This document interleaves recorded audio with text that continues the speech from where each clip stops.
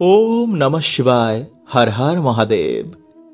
বন্ধুরা, শ্রাবণ মাস চলাকালীন মহাদেব দেন তার বিশেষ ভক্তদের এই 4টি সংকেত। যেই সংকেতগুলো পেলে বন্ধুরা আপনারা ভাববেন যে মহাদেব কোনো না কোনো রূপে আপনাদের বাড়িতে এসেছেন বা তার কৃপা আপনাদের ওপর হয়েছে।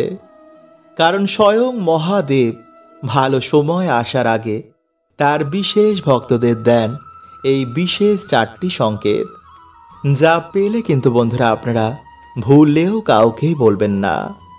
কারণ এই সংকেতগুলোর ব্যাপারে কখনো কাউকে বলতে নেই।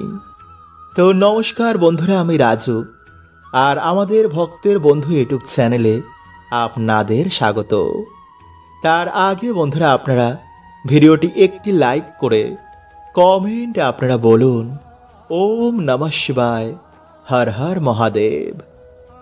নাম্বার 1, বন্ধুরা মহাদেব হচ্ছেন ভোলানাথ। তিনি সামান্য জল ও বেলপত্রেই প্রসন্ন হয়ে যান।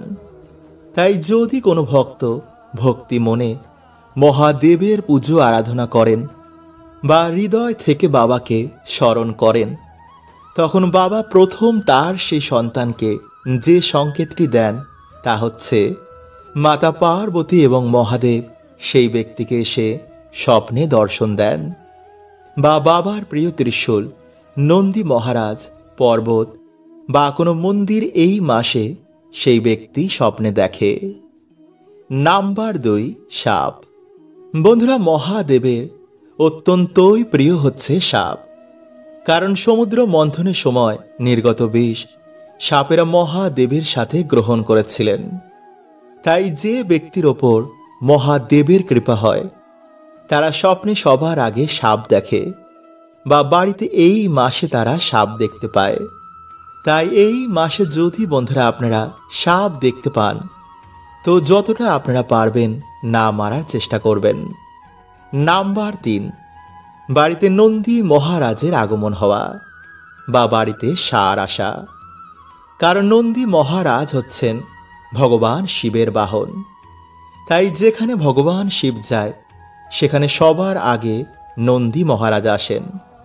এছাড়া এই মাসে বিভিন্ন রূপে ভগবান ভক্তের বাড়িতে এসে ভক্তের পরীক্ষা নেন। তা কুকুর, গরু, বিড়াল বা কোনো ভিক্ষুক রূপে বা কোনো সাধুর রূপে এসে আপনার পরীক্ষা নিলেন, আর আপনি জানতেও পারলেন না। তাই বলা হয় এই মাসে বাড়ি থেকে কুকুর বিড়ালকেও তাড়াতে নেই। কি জানি মহাদেব কোন রূপে আপনার বাড়িতে এসে আপনার পরীক্ষা নিলেন।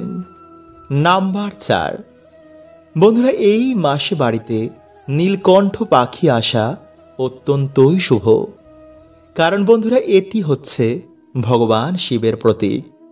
এছাড়া এই মাসে বন্ধুরা পুজো করার সময় বা ভগবান শিবকে জল অর্পণ করার সময় বেলপত্র বা ফুল যদি আপনার দিকে এসে পড়ে, বা মহাদেবের ছবির দিকে তাকিয়ে আপনার মনে হয় যে বাবা আপনাকেই দেখে হাসছেন, বা এই মাসে যদি কোনো মহাদেবের ভক্ত বা কোনো সাধু আপনাকে কিছু দেয়, বা দেখে যদি কোনো ভক্ত আপনাকে রাস্তায় হঠাৎই ওম নমঃ শিবায় বা হর হর মহাদেব বলে ওঠে, তো এটি প্রকাশ করে বন্ধুরা যে আপনাদের ওপর স্বয়ং মহাদেবের কৃপা হয়েছে।